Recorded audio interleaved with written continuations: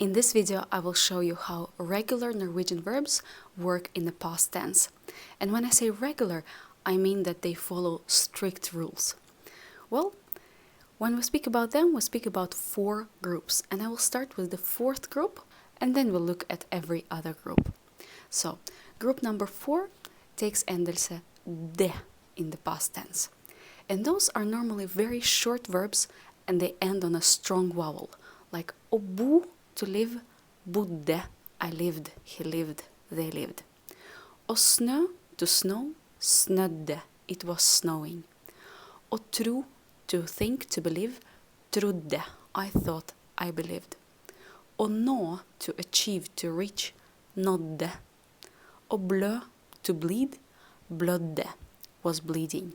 Yeah, so you see, they're short, they have a strong vowel in the end, and they take ending de for the past tense. Group number 3 takes the ending de. And you can see that there are not many, and they normally end on je or ve and also g. Like å veie, veide. Laksen veide 10 kilo. So the salmon weighed 10 kilo. Å leie, to rent, leide, so rented. Å leve, to live, levde, lived. Å prøve, to try, prøvde, tried. Å lage, lagde.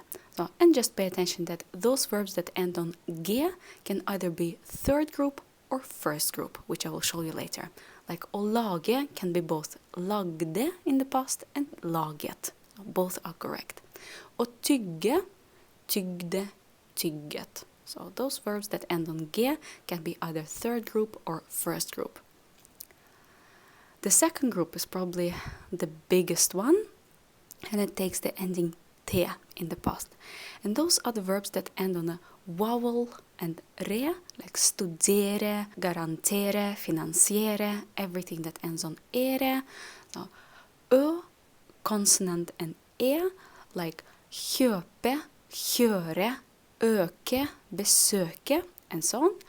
When we have vowel and se, lese, spise, the verbs that end on le and double le, betale, spille, bestille, verbs that end on ne and double ne, like begynne, verbs that end on nge, trenge, ringe, and verbs that end on double me, like glemme, hjemme, and so on. So let me give you some examples. So you see, å studere, the ending ere, as we said, vowel re, in the past tense, studerte. Å kjøpe, we have ø, p, which is a consonant, e, the past tense, kjøpte. Å lese, to read, vowel se, past tense, leste. Å spise, the same situation, vowel and se, spiste. Å trenge, nge, and then the past tense, trengte.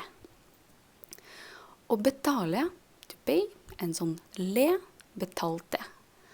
Å spille, to play, spilte. Å begynne, in the past tense, begynte. Å glemme, to forget, in the past tense, glemte. And then å ringe, to ring, to call, ringte.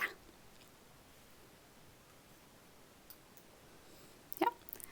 And now we come to the 1st group. The 1st group takes endelse et in the past tense, and sometimes you can also hear a.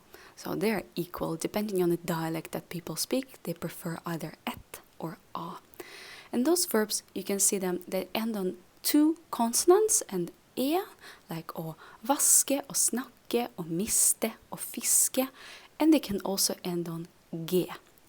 Let me show you some examples. Å vaske, to wash, vasket. You see ske, 2 different consonants e, it takes the ending et. Å snakke, snakket, 2 consonants e. Å miste, mistet, to lose, lost. Å fiske, fisket.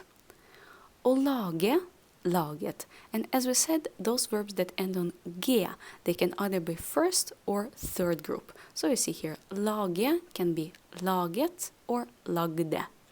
Og støvsuge, to vacuum clean, støvsuget or støvsugde. Å sminke seg, sminket seg. Å slappe av, slappet av. Å pakke, to pack, pakket. Å stoppe, to stop, stoppet.